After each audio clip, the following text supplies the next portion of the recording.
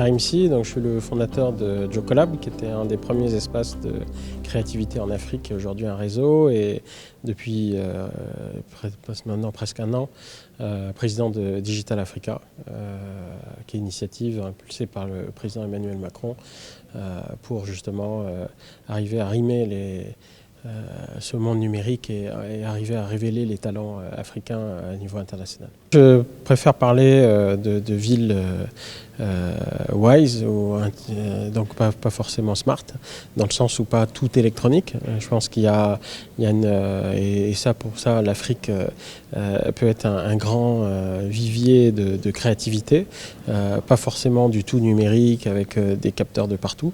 Je pense que ça c'est une vision qui a été très portée par des équipementiers.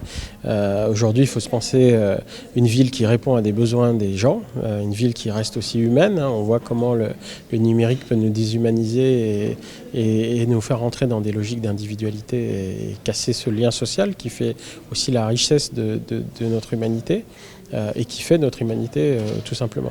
Donc on voit des solutions émerger et je trouve que sur notre panel ça a été très intéressant de voir que par exemple une société comme l'IFILED portée par un jeune Ivoirien qui a pensé des problématiques rurales africaines, à savoir comment déjà accéder au réseau, accéder à de la lumière, accéder à de la connaissance, puisqu'il met des poteaux solaires connectés avec de l'intelligence artificielle, donc il mixe plusieurs technologies avec des capteurs et il amène donc de la lumière, de la connexion, un réseau local pour accéder à de la connaissance ou à du contenu, voilà, et d'autres choses. Et donc ça, voilà une solution qui est partie de Côte d'Ivoire, qui aujourd'hui se propage au niveau Afrique de l'Ouest, et même plus loin, je crois qu'il est vers l'Ouganda ou quelque chose comme ça.